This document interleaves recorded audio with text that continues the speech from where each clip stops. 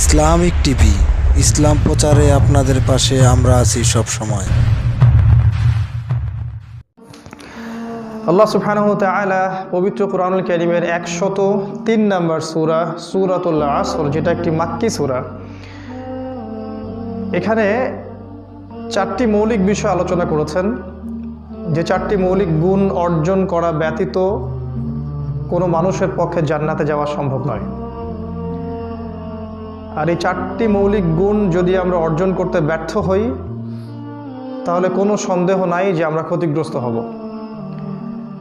আল্লাহ যখন বলেন যে তোমরা ক্ষতিগ্রস্ত হবে, তার মানে আমরা জাহান্নামে যাব, ইচ্ছায় হোক আর অনিচ্ছায় হোক। আল্লাহ রাব্বুল আলামিন এই সূরাটার মধ্যে বলছেন, ওয়াল আসরি, সময়ের কসম, ইন্নাল ইনসানা লাফি খুসর।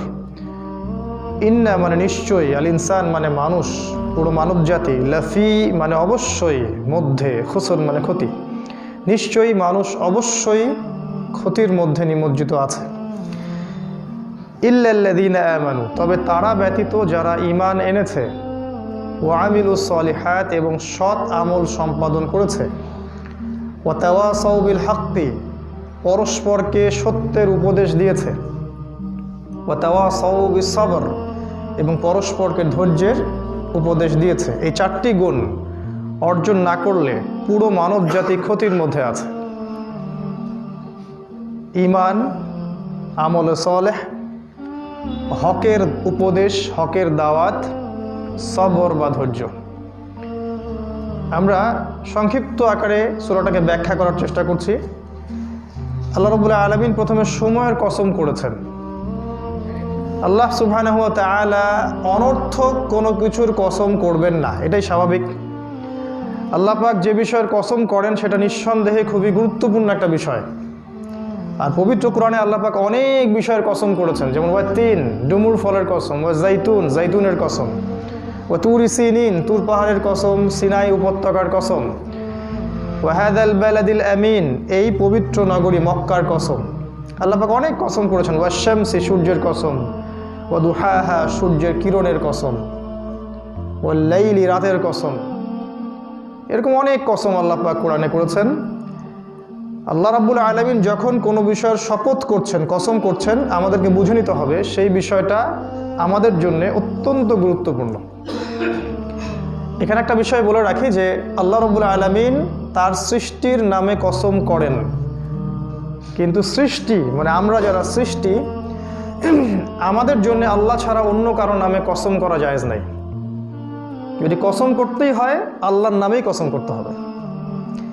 রাসূলুল্লাহ সাল্লাল্লাহু আলাইহি ওয়াসাল্লাম বলেছেন, মান হালাফা বিগাইরি ইসমিল্লাহি ফাকাদ কাফারা।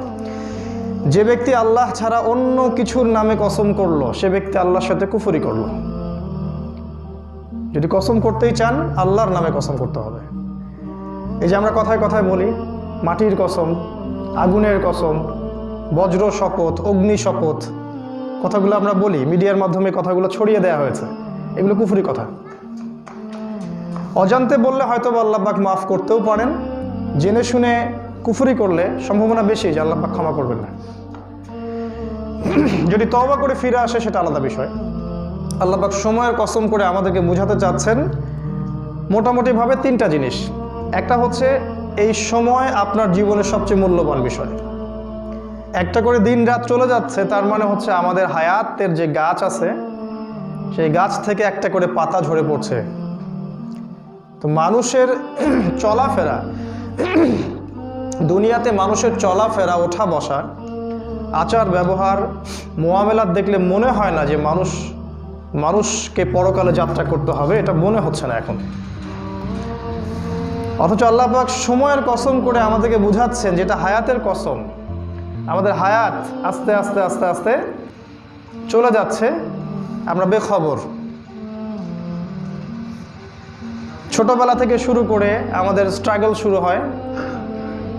স্কুল পড়বেন, কলেজ পড়বেন, ইউনিভার্সিটি পড়বেন, চাকরি বাকরি করবেন, বিয়ে শাদী করবেন, ব্যবসা বাণিজ্য করবেন, শেষ বয়সে গিয়ে হজ করে সব পাপ মাফ করিয়ে নেবেন।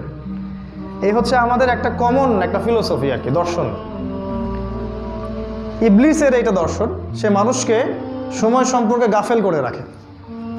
একটু চিন্তা করেন ঠান্ডা মাথায়, ধরে নেন যে আল্লাহ পাক আপনাকে 50 বছর আয়ু দিয়েছেন, ধরে নেন কথার কথা। এখন আপনার বয়স 30 বছর বা 40 বছর, কাগজে কলমে হিসাব হচ্ছে আপনার হায়াত বাকি আছে 10 বছর। এই 10 বছরের মধ্যে আপনি 2-3 বছর হয়তো গল্প গুজব করে নষ্ট করবেন, খাওয়া দাওয়ায় সময় নষ্ট করবেন, বাথরুমে সময় নষ্ট করবেন, আপনি বিভিন্ন কাজে ব্যস্ত থাকবেন। কতটুকু সময় আপনি আল্লাহর জন্য বরাদ্দ রাখলেন? এটা কিন্তু বাড়বেও না আর কমবেও না। তো এই যে হিসেবগুলো আমাদের করা উচিত। তাহলে আমাদের প্ল্যান থাকা উচিত যে আমরা এই 10 বছর কি করব। 2021 সালে আমার প্ল্যান কি, 21 সালে আমি দিনের জন্য কি করতে চাই, 22 সালে আমি আরও কতটুকু আগাতে যাচ্ছি, 23 সালে আমার পরিকল্পনা কি, 24-25 এভাবে করে আমার পরিকল্পনাটা কি, ব্যক্তিগত আধ্যাত্মিকত্ব অর্জন করা, পারিবারিক মূল্যবোধ, সামাজিক দাওয়া, ইসলামের ঐক্য, ইসলামের পথে দাওয়াত, জিহাদ, এই বিষয়ে আমার পরিকল্পনাটা কি। এই কাগজে কলমে হিসাবটা যদি আমরা করতে ব্যর্থ হই, তাহলে আল্লাহ পাক ওই যে সূরা আনআমে বলেছেন, সূরা আরাফের মধ্যে আছে এটা 179 নম্বর আয়াতে, উলাইকা কাল আনআম, এরা হচ্ছে গবাদি পশুর মতো, বাল হুম আদল, বরং তার চেয়েও এরা নিকৃষ্ট, ওয়া উলাইকা হুমুল গাফিলুন, এরা হচ্ছে গাফেল, তাদের পরিণতি সম্পর্কে অজ্ঞ, গাফেল। কারা এরা? আল্লাহ পাক বলছেন লাহুম কুলুবুন লা ইয়াফকাহুনা বিহা, হৃদয় ছিল উপলব্ধি করতো না, ওয়া লাহুম আযানুন লা ইয়াসমাউনা বিহা, কান দিয়েছিলাম শুনতো না, ওয়া লাহুম আ'য়ুনুন লা ইউবসিরুনা বিহা, চোখ দিয়েছিলাম চোখ দিয়ে দেখতো না। উলাইকা কাল আনআম, এরা গবাদি পশুর মতো, বাল হুম আদল, এরা হচ্ছে তার চেয়ে নিকৃষ্ট, ওয়া উলাইকা হুমুল গাফিলুন, এরা গাফেল। এদেরকে দিয়ে আল্লাহ পাক জাহান্নাম পূর্ণ করবেন বলেছেন, ওয়ালাকাদ যারা'না লিজাহান্নামা কাসীরাম মিনাল জিন্নি ওয়াল ইনস, প্রচুর মানুষ এবং জিন দিয়ে আমি জাহান্নাম পূর্ণ করব এই গাফেল সম্প্রদায়কে দিয়ে। তো সময় সম্পর্কে যদি আমরা সচেতন না থাকি, তাহলে আমরাও গাফেলদের অন্তর্ভুক্ত হব, কোনো সন্দেহ নাই। তাই আমাদের সবার উচিত লাইফস্টাইলটাকে চেঞ্জ করা এবং লাইফের শিডিউল, প্ল্যান, পরিকল্পনা করা, যে আমার হায়াত কতটুকু বাকি থাকতে পারে। একটা ধরে নিলাম অ্যাপ্রক্সিমেটলি এই উম্মার গড় আয়ু 60 বছর, এবার হিসাব করে আগান। আরেকটা বিষয় আল্লাহ পাক সময়ের কসম করে আমাদেরকে বোঝাতে চাচ্ছেন, সেটা হচ্ছে যে স্পেশালি আমরা যারা শেষ জামানার মানুষ, আমরা যারা উম্মতে মুহাম্মাদি শেষ জামানার মানুষ, রাসূলুল্লাহ সাল্লাল্লাহু আলাইহি ওয়াসাল্লামের ইন্তেকাল থেকে নিয়ে এখন পর্যন্ত প্রায় 1400 বছর পার হয়ে গেছে। তো এই 1400 বছর পরের আমরা যারা মানুষ, এই যে মানুষগুলো আছি আমরা শেষ জামানার মানুষরা, তারা সবচেয়ে বেশি ক্ষতির মধ্যে থাকবে। কারণ সময় যত গড়াবে, দুনিয়াতে ফিতনা ফাসাদ তত বেশি আসতে থাকবে। আপনি যদি কোরআন এবং হাদিস থেকে শেষ জামানার আলামতগুলো পড়াশোনা করেন, দেখবেন যে 90-95% আলামত আমরা দু চোখ দিয়ে দেখতে পাচ্ছি এখন।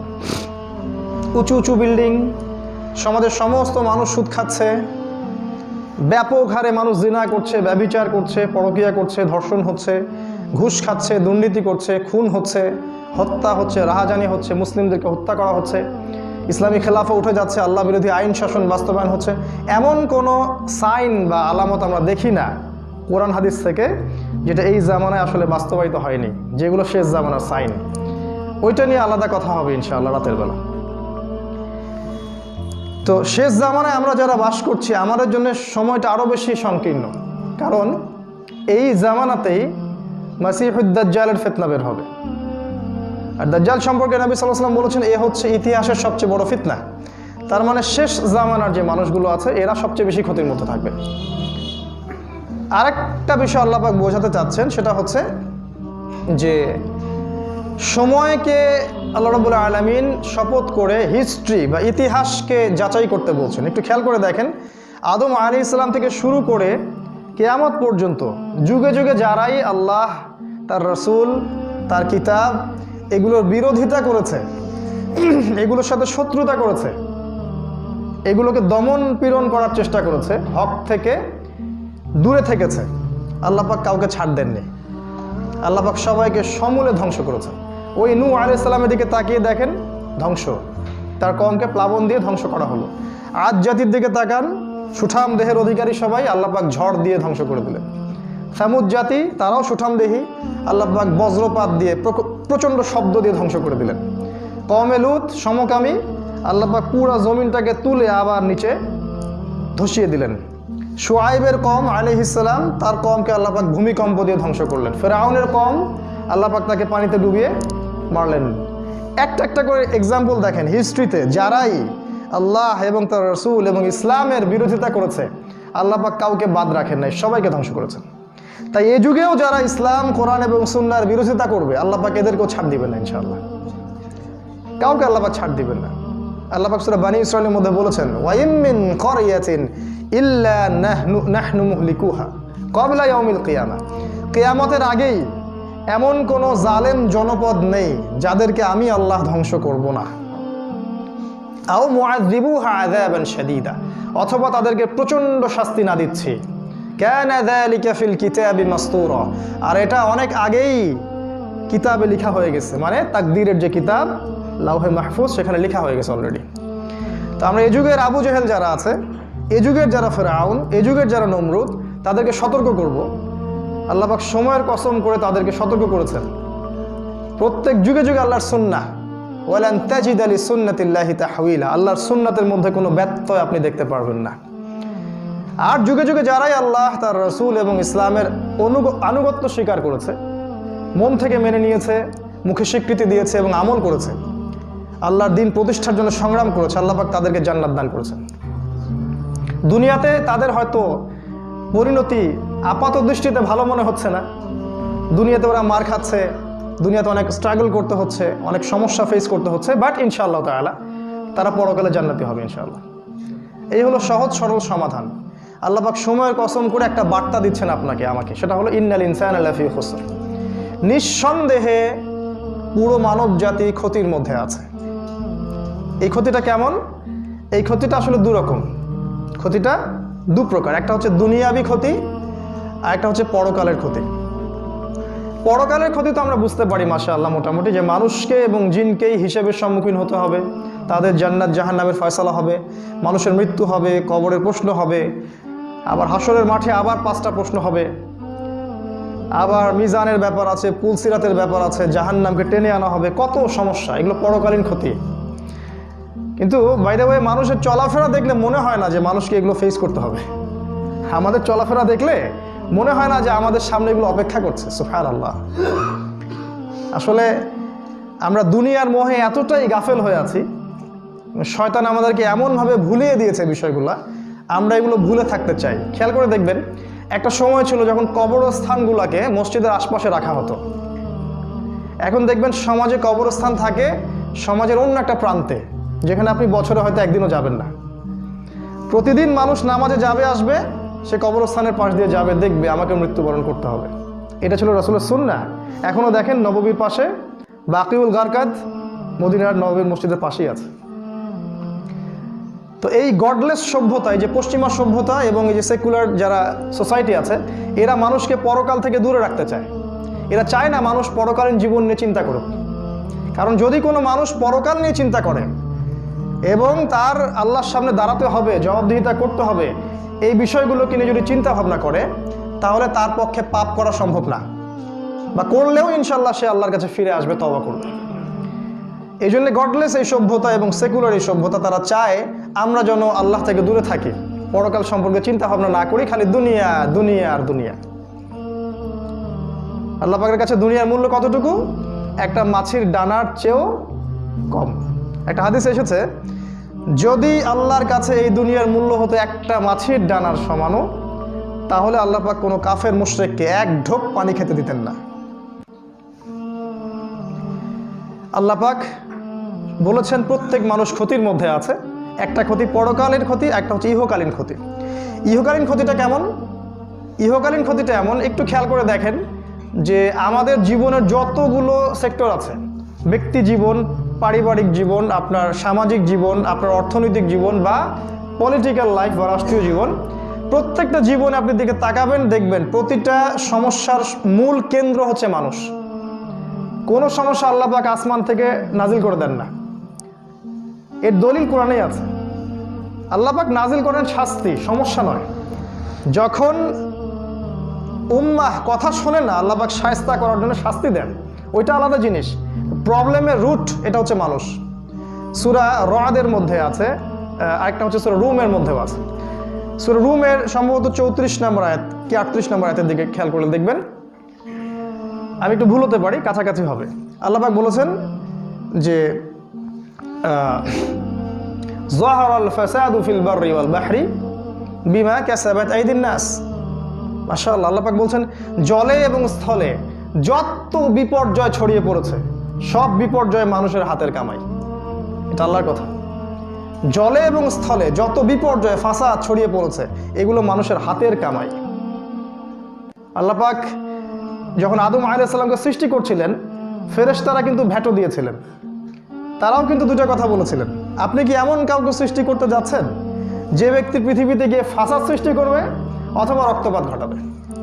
পৃথিবীর দিকে তাকিয়ে দেখেন, মানুষ এখন পৃথিবীতে কি করে, হয় ফাসাদ সৃষ্টি করে অথবা রক্তপাত ঘটাচ্ছে। তাদের দূরদর্শিতা দেখেন, আমরা আজকে ওটা বাস্তবায়ন করছি। কিন্তু আল্লাহ বলেছিলেন যে না, আমার কিছু বান্দা থাকবে যারা আমার অনুগত হবে। ইন্নী আ'লামু মা লা তা'লামুন, আমি যা জানি তোমরা সেটা জানো না। ওইটা আলাদা টপিক। তো এই যে দুনিয়ার ক্ষতিগুলো আছে, আল্লাহ পাক যেটা বললেন সূরা আসরের মধ্যে, এর মূল জার বা উৎস হচ্ছে মানুষ। আমাদের ব্যক্তিগত জীবনের সমস্যা মানুষের পক্ষ থেকে আসছে। পরিবারের সমস্যা দেখবেন মানুষের মস্তিষ্ক প্রসূত সমস্যা। সমাজের সমস্যা, সমাজে আল্লাহর বিধান শাসন বাদ দিয়ে যখন মানুষের বিধান শাসন চাপিয়ে দিয়েছেন তখন এই সমস্যা সৃষ্টি হয়েছে। পলিটিক্যাল লাইফের সমস্যা একই সিস্টেম, গ্লোবালি সমস্যা একই কারণ। আর অর্থনীতিতে সমস্যা, আল্লাহর দিয়ে হেদায়েত বাদ দিয়ে সুদ চালু করেছেন, এখন আর প্রগতি হবে না, এখন খালি প্রভার্টি এবং ডেস্টিটিউশন হবে, অধঃপতনে অতল তলে যাবে মানুষ। তো সমস্যার জার বা উৎস হচ্ছে মানুষ। তবে আল্লাহ পাক বলেছেন 4টা গুণ যারা অর্জন করতে পারবে তারা এই ক্ষতি থেকে বেঁচে থাকবে। সুসংবাদ, 4টা গুণ একই সাথে, এমন না 2টা আছে 2টা নাই, এমন না 3টা আছে 1টা নাই। 4টা গুণই যারা অর্জন করতে পারবে আল্লাহ বলছেন যে এরা ওই ক্ষতি থেকে মুক্ত থাকবে ইনশাআল্লাহ। ক্ষতিমুক্ত থাকবে মানে হচ্ছে ইনশাআল্লাহ তারা জান্নাতে যাবে। কি সেই 4টা গুণ? আল্লাহ বলছেন ইল্লাল্লাযীনা আমানু, যারা ঈমান এনেছে। প্রথম কাজ কি? যারা ঈমান নিয়ে এসেছে। 2 নাম্বার ওয়া আমিলুস সলিহাত, সৎ আমল সম্পাদন করেছে। ওয়া তাওয়াসাউ বিল হক, পরস্পরকে হকের দাওয়াত দিয়েছে। ওয়া তাওয়াসাউ বিস সবর, এবং পরস্পরকে ধৈর্যের উপদেশ দিয়েছে। পিছনে জায়গা সংকুলন হচ্ছে না, একটু সামনে চলে আসেন আপনারা।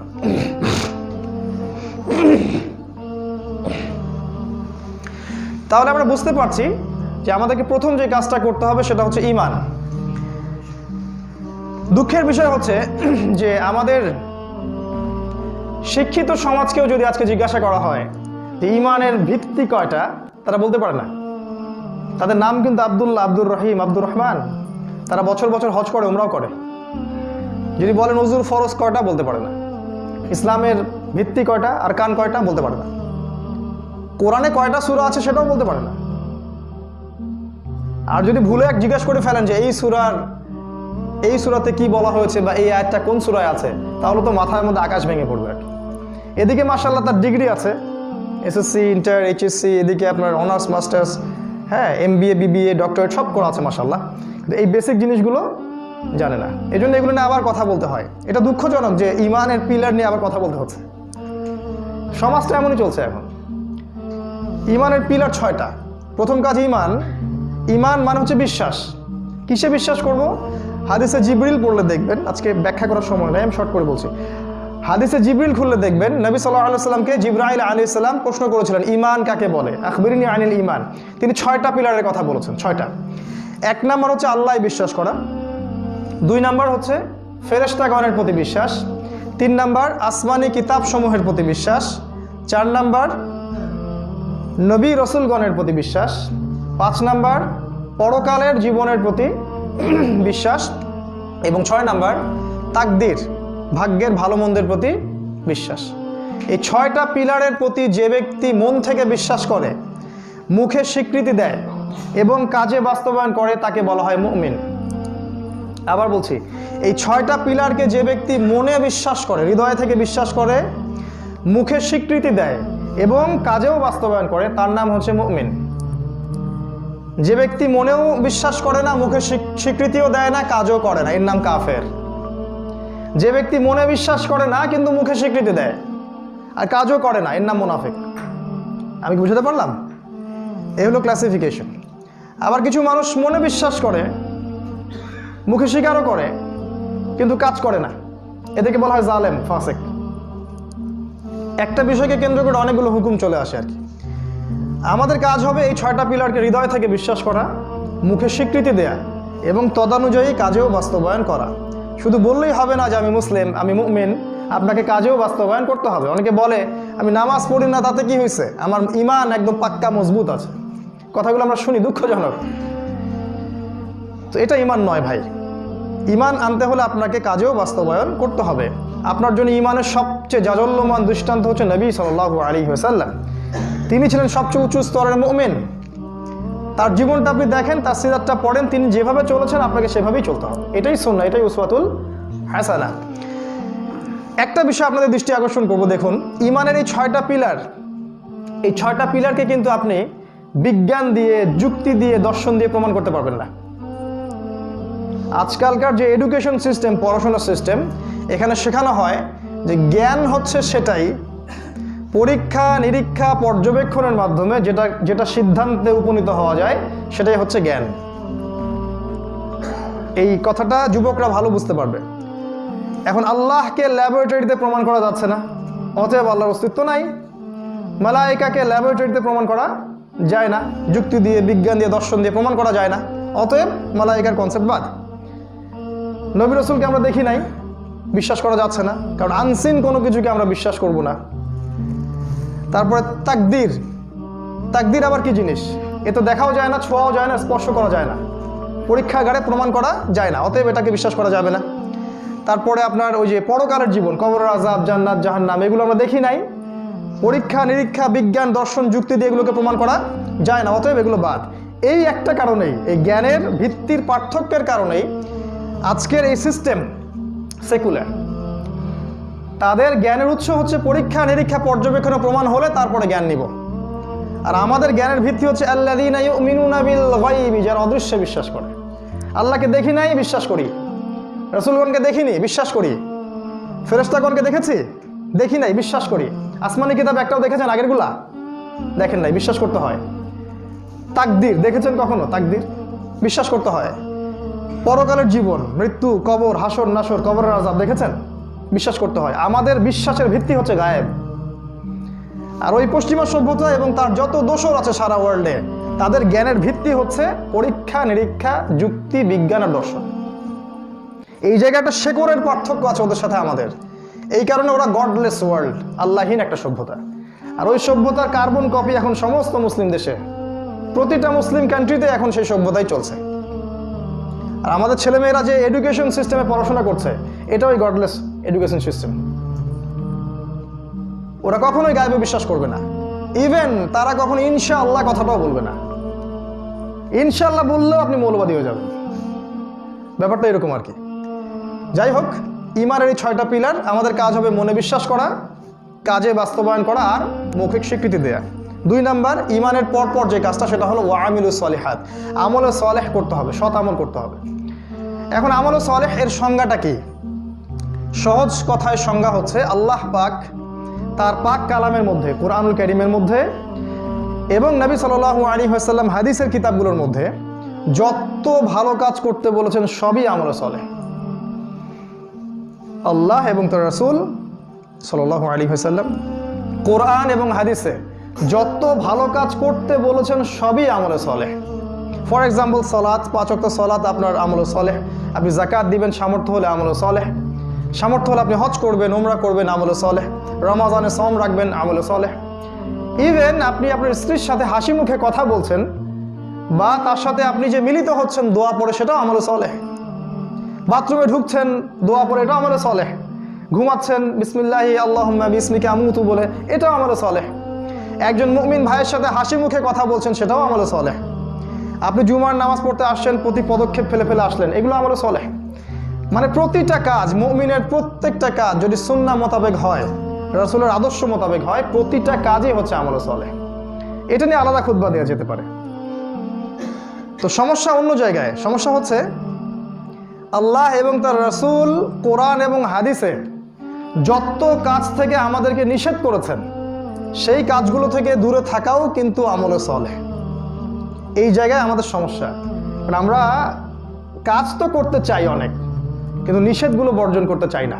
খেয়াল করে দেখবেন, মাশাআল্লাহ 5 ওয়াক্ত নামাজ পড়ে আবার সুদও খায়, বছর বছর হজ উমরা করে আবার ঘুষও নিচ্ছে, দুর্নীতিও করছে, মানুষের সম্পত্তি আত্মসাৎও করছে, বোনের জমি দিচ্ছে না, পিতামাতার খেয়াল রাখছে না, ভাইয়ের সাথে ভাইয়ের শত্রুতা, প্রতিবেশীর সাথে প্রতিবেশীর শত্রুতা। মানে আমরা কিন্তু নিষেধ ছাড়তে চাই না, আমরা আমল করতে চাই। আল্লাহ রাসূল যে আদেশ করেছেন আমল করতে চাই, মাশাআল্লাহ, এখানে কার আপত্তি নাই, কিন্তু নিষেধ ছাড়তে চাই না। তাদের জন্য আল্লাহ পাক একটা সুসংবাদ দিয়েছেন। সূরা বাকারার মধ্যে আছে আয়াত নাম্বার 85 এবং 86, আল্লাহ পাক বলেছেন আফাতুমিনুনা বিবা'দিল কিতাব ওয়া তাকফুরুনা বিবা'দ। তোমরা কি কোরআনের মানে শরীয়তের কিছু অংশকে মানো আর কিছু অংশকে মানো না? তোমরা কি কিতাবের কিছু অংশকে মানো আর কিছু অংশকে মানো না? ভালো কাজ করো, খারাপ কাজ ছাড়ো না। অনেকটা এমন, যারা এই কাজ করবে তাদের জাযা। ওয়া মা ইয়াফআল মিনকুম যালিক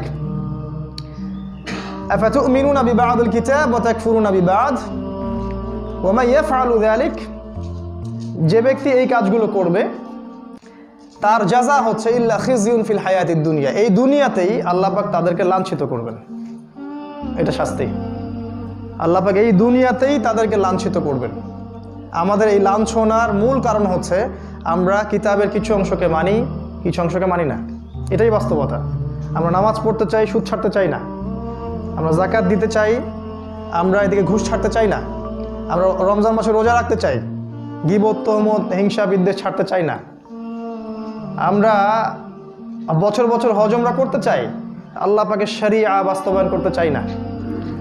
আমরা মসজিদের কোনায় বসে তসবিহ টিপতে চাই, আল্লাহর পথে দাওয়াত জিহাদ করতে চাই না।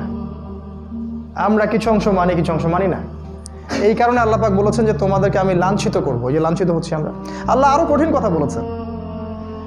আজকে আমি অত কিছু সময় পাচ্ছি না। আল্লাহ আরো কঠিন কথা বলেছেন, সেটা হচ্ছে যে তোমরা যদি দায়িত্ব পালন না করো, হে উম্মতে মুহাম্মাদি, তোমরা যদি দায়িত্ব পালন না করো, আমানতের খেয়ানত করো, ইস্তাবদিল কওমান গায়রাকুম, আল্লাহ পাক অন্য কওমকে তোমাদের জায়গায় নিয়ে আসবেন, তোমাদেরকে সরিয়ে দিবেন, দিয়ে আল্লাহ অন্য কওমকে তোমাদের জায়গায় নিয়ে আসবেন। সুম্মা লা ইয়াকুনু আমসালাকুম, ওরা তোমাদের মতো অকৃতজ্ঞ হবে না। এটা আল্লাহর কথা, সূরা মুহাম্মাদের মধ্যে আছে। সূরা তাওবার মধ্যে আরো এসেছে, যদি তোমরা বের না হও আল্লাহ পাক তোমাদেরকে ভয়ঙ্কর শাস্তি দিবেন। তো আমাদের উচিত হবে প্রিয় ভাইয়েরা যে আমরা যেন কোরআনের আদেশগুলোও মানি, হাদিসের আদেশগুলোও মানি, অ্যাট দ্য সেম টাইম আমরা যেন নিষেধগুলো থেকেও দূরে থাকি। যদি না করি তাহলে আমল সালেহ এর ডেফিনেশন পূর্ণ হবে না। এটা 2 নাম্বার। 3 নাম্বার হচ্ছে ওয়াতাওয়াসাউ বিল হক। ঈমান এনেছি মাশাআল্লাহ, আমল সালেহ করছি মাশাআল্লাহ, এখন হচ্ছে ওয়াতাওয়াসাউ বিল হক, পরস্পরকে হকের উপদেশ দেয়া, হকের দাওয়াত দেয়া। তো হকের দাওয়াত দেওয়ার জন্য আগে জানতে হবে যে হকটা কি জিনিস। আমি যদি আমার মস্তিষ্ক থেকে একটা দর্শন বের করি, সেটা কি হক? আমি যদি আমার মস্তিষ্ক থেকে একটা মতবাদ বের করি, সেটাই কি হকের মানদণ্ড হবে? আমি যদি নিজের মন গড়া একটা সংবিধান রচনা করি, এটাই কি চূড়ান্ত হক? হকের সংজ্ঞাটা আসলে কি? সংজ্ঞাটা আপনি পাবেন কোরআনে। কোরআনকেই কথা বলতে দেন যে কোরআন কি বলে। কোরআন বলেছে সূরাতুল কাহফের মধ্যে আয়াত নাম্বার 24 থেকে 29 এ পর্যন্ত পড়বেন। আল্লাহ পাক বলেছেন ওয়াকুলিল হাক্কু মির রাব্বিকুম, হে নবী আপনি বলে দিন যে হক সেটাই যেটা তোমার রবের পক্ষ থেকে নাজিল হয়। সুবহানাল্লাহ।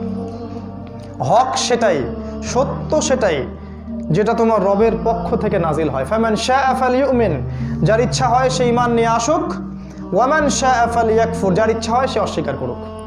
আল্লাহ পাক জোর জবরদস্তি করবেন না। ইন্না আ'তাদনা লিয-যালিমিনা নারা, যারা অস্বীকার করবে আমি ওই জালেমদের জন্য পরকালে আগুন প্রস্তুত করে রেখেছি। দুনিয়াতে হয়তো আমি ছাড় দিব, পরকালে আমি ছেড়ে দিব না।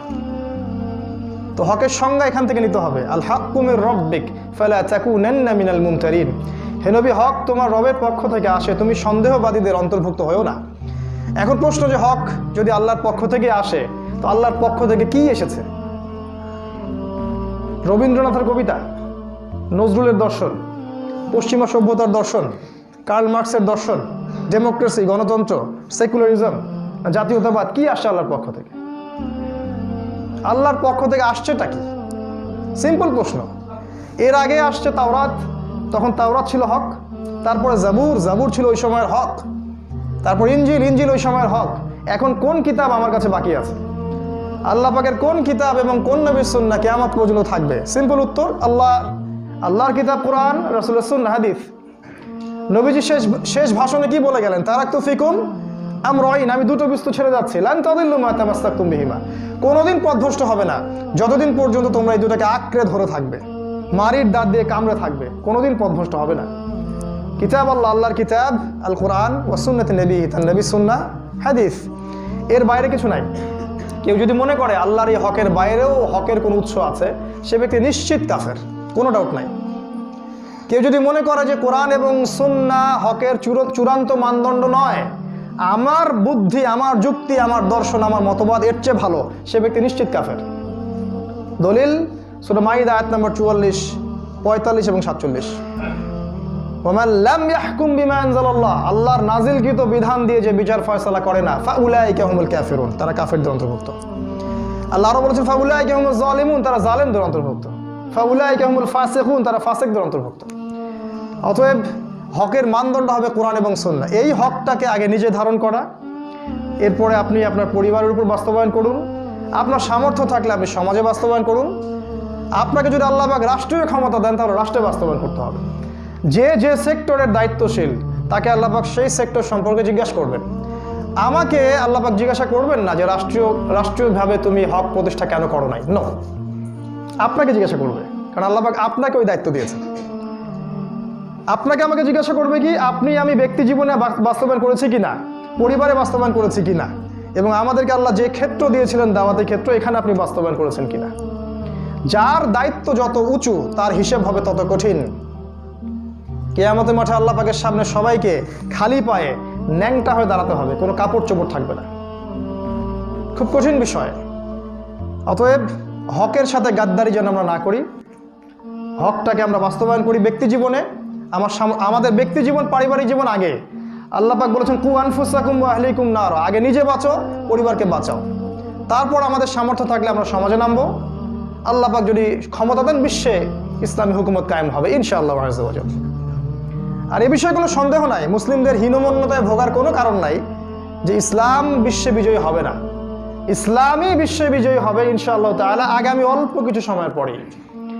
এখন যা দেখছেন এগুলোর কিছুই থাকবে না ইনশাআল্লাহ তাআলা। সব কিছু আল্লাহ পাক পরিবর্তন করে দিবেন যদি আমাদের মধ্যে সেই ঈমান, সেই চেতনা থাকে এবং সেই প্রচেষ্টা থাকে। খালি দোয়া দিয়ে হবে না, দোয়ার সাথে সাথে কাজও করতে হয়।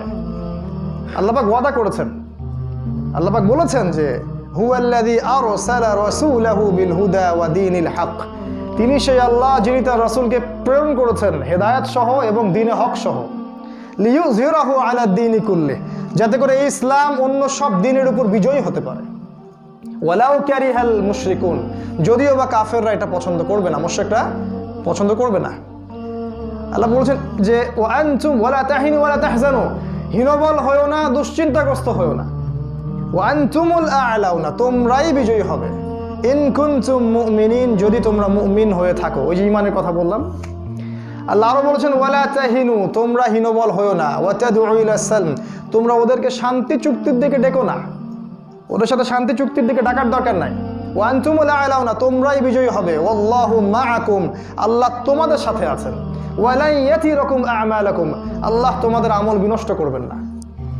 কোরআন এগুলো কথা বলেছে। তার মানে সামনের সময়টা আমাদের, আমরা জানি যে ইমামুল মাহদী এবং ঈসা আলাইহিস সালাম জেরুজালেম থেকেই ইসলামী খেলাফা সামনে কায়েম করবেন ইনশাআল্লাহ তাআলা। এবং সারা বিশ্বের এমন কোনো কাঁচা বাড়ি বা পাকা বাড়ি বাদ থাকবে না যেখানে ইসলামের কালিমা প্রবেশ করবে না। বিইজ্জা আজিজ আও যিল্লা যালিল, সম্মানের ঘরে সম্মানের সাথে, অসম্মানের ঘরে অসম্মানের সাথে। কেউ যদি এটা মেনে নেয় তাহলে সে সম্মানী হবে, কেউ যদি ইসলামের এগেনস্টে যুদ্ধ করতে চায় সে লাঞ্ছিত হবে ইনশাআল্লাহ। এই হকটাকে আমাদেরকে প্রচার করতে হবে। এই হক প্রচার করতে গিয়ে একটা রিকোয়েস্ট থাকবে যে এখানে দল মতের সংকীর্ণতা নিয়ে আসবেন না কাইন্ডলি। উম্মার জন্য এই সময়টা খুবই খুবই সেন্সিটিভ একটা সময়। এখন যদি আমরা বিভিন্ন দলে বিভক্ত হয়ে যাই তাহলে আমাদের ধ্বংসকে ঠেকাতে পারবে না। আল্লাহ, কোরআন, সুন্নাহ, রাসূল এগুলো নিয়ে কারো মধ্যে কোনো ইখতিলাফ নাই। তাআলাউ ইলা কালিমাতিন সাওয়াইন বাইনানা ওয়া বাইনাকুম, আমাদের মাঝে যে বিষয় ঐক্য আছে ওইদিকে আসেন। যে বিষয়ে ইখতিলাফ আছে ওটা বাদ দেন আপাতত। সাহাবীদের যুগ থেকে ইখতিলাফ ছিল, সাহাবীদের যুগ থেকেই কিন্তু ইখতিলাফ ছিল। এই ইখতিলাফি মাসআলাগুলোকে নিয়ে যদি আমরা আগাতে থাকি, কোনো দিনও এই উম্মার ঐক্য সম্ভব হবে না। তাই ঐক্যবদ্ধ প্ল্যাটফর্মে আসতে হলে আমাদেরকে একটু উদারনৈতিক হতে হবে, ছাড় দেওয়ার মানসিকতা থাকতে হবে, না হলে ভাই ভাই এক জায়গায় বসতে পারবো না। একটা হাদিস বলি যে নবী সাল্লাল্লাহু আলাইহি ওয়াসাল্লাম বলেছেন, তোমরা ততদিন পর্যন্ত জান্নাতে যেতে পারবে না যতদিন পর্যন্ত না তোমরা একে অপরকে ভালোবাসছো। আর আমি কি তোমাদেরকে বলে দিব তোমরা কিভাবে একে অপরের ভালোবাসা বৃদ্ধি করবে? সাহাবীরা বললেন, ইয়া রাসূলুল্লাহ বলে দিন। তিনি বললেন, তোমরা একে অপরকে সালাম দিতে শেখো, একে অপরকে সালাম দিতে শেখো। ভালো করে খেয়াল করে দেখেন, আজকে সালাম সাম্প্রদায়িক হয়ে গেছে। নিজের দলের মধ্যে খুব একরামুল মুসলিমিন, দলের বাইরে আর কোনো একরামুল মুসলিমিন নাই। আমার দলের মানুষকে আমি খুব সালাম কালাম দিচ্ছি, আর আমি যে মানহাজ বা যে মাযহাব বা যে দল করি না, ওটার বাইরের মানুষকে আমি সালাম কালামও দিচ্ছি না, মুসলিম মনেই করছি না। এমন একটা অবস্থা যে এক দল আরেক দলকে মুসলিমই মনে করছে না, মনে করছে এরা মনে হয় কাফের হয়ে গেছে। এটা যদি চলতে থাকে প্রিয় ভাইয়েরা, আমাদের উম্মার ধ্বংস কেউ ঠেকাতে পারবে না। যদি আপনি উম্মার বিজয় দেখতে চান, উম্মার স্বার্থে আপনাদেরকে ঐক্যবদ্ধ হতে হবে, একটা জায়গায় আসতে হবে, ছাড় দেওয়ার মানসিকতা থাকতে হবে এবং ইখতিলাফি বিষয়গুলোতে জড়ানো যাবে না। ইসলাম বৈচিত্র্যময়, সৌন্দর্যমণ্ডিত। আল্লাহ পাক সবাইকে বোঝার তৌফিক দান করুন, আমিন। এটা হলো হকের দাওয়াত। হকের দাওয়াত দিলে ফজিলত পাবেন কি? যত মানুষ হক কবুল করবে সমস্ত মানুষের নেকি আপনি পাবেন। আর হক ছেড়ে দিলে কি হবে? হক ছেড়ে দিলে আল্লাহর গজব আসবে আসমান থেকে, জমিন থেকে। এরপর মানুষ আল্লাহর কাছে দোয়া করবে, এই দোয়া আল্লাহ পাক কবুল করবেন না। এটা সহিহ হাদিস আসছে। এই হকের দাওয়াত আমাদেরকে দিতে হবে, আল্লাহ পাক তৌফিক দান করুন। আরেকটা হলো ওয়াতাওয়াসাউ বিস-সবর। হকের সাথে সবরের কি সম্পর্ক? যখনই আপনি হক নিয়ে মাঠে নামবেন, তখনই আপনার উপর বিভিন্ন রকম বালা মুসিবত আসবে, স্বাভাবিক। প্রথম বালা মুসিবত আসবে পরিবার থেকে, তারপর দেখবেন সমাজ থেকে, তারপর ধর্ম নেতাদের থেকে, তারপর রাষ্ট্র নেতাদের থেকে। ধাপে ধাপে যাবে আর কি। আমাদের নবীজির দিকে তাকিয়ে দেখুন, তাকে পরিবার বয়কট করেছে, গাছের ছাল পাতা খেয়ে থেকেছেন, মানুষ তাকে 16 বার হত্যা করার চেষ্টা করেছে, মানুষ তাকে 15টা গালি দিয়েছে, তাকে দেশ ছাড়তে হয়েছে, তার দাঁত শহীদ হয়ে গেছে, তাকে তায়েফবাসী এমনভাবে আহত করেছে যে রক্ত দিয়ে জুতা আটকে গেছে, তাকে বদরে যেতে হয়েছে, উহুদে যেতে হয়েছে, খন্দকে কত যুদ্ধ করতে হয়েছে, কত মানুষের লাঞ্ছনা সহ্য করতে হয়েছে। নিজের আপনজনরা, পরিবারের লোকরা, চাচারা, নিজের কওম, নিজের সম্প্রদায় তাকে বের করে দিয়েছে। এটাই সুন্নাহ, এটাই সুন্নাহ। হকের পথে থাকলে এরকম বিপদ আপদ বালা মুসিবত আসবে, তখনই সবর করতে হবে। ইন্নাল্লাহা মা'আস সাবিরিন, আল্লাহ পাক সবরকারীদের সাথেই আছেন। ওয়ালা তাহিনু, তোমরা হীনবল হও না। ইন্নাল্লাহা মা'আস সাবিরিন, আল্লাহ পাক সবরকারীদের সাথেই আছেন। প্রত্যেক নবী রাসূলকে সবর করতে হয়েছে, রাসূল সাল্লাল্লাহু আলাইহি ওয়াসাল্লামকে করতে হয়েছে, এবং সাহাবায়ে কেরাম সবরের দৃষ্টান্ত রেখে গেছেন। তাই আজকেও যদি আমরা ঈমান নিয়ে আসি, আমল সালেহ করি এবং হকের দাওয়াত দিই, তখন বিভিন্ন রকম চাপ আসবে, তখন আপনাকে আমাকে সবর করতে হবে। সবর করার অর্থ কিন্তু এটাও নয় যে হাত গুটিয়ে ঘরে বসে থাকবেন, কম্বল গায়ে দিয়ে ঘরে বসে থাকবেন, এটাও সবরের দৃষ্টান্ত নয়। সবর মানে পরিস্থিতি পরিবর্তনের চেষ্টা করা, এবং এই চেষ্টা করতে গিয়ে যে বালা মুসিবতগুলো আসবে, এক্ষেত্রে ধৈর্য ধারণ করা।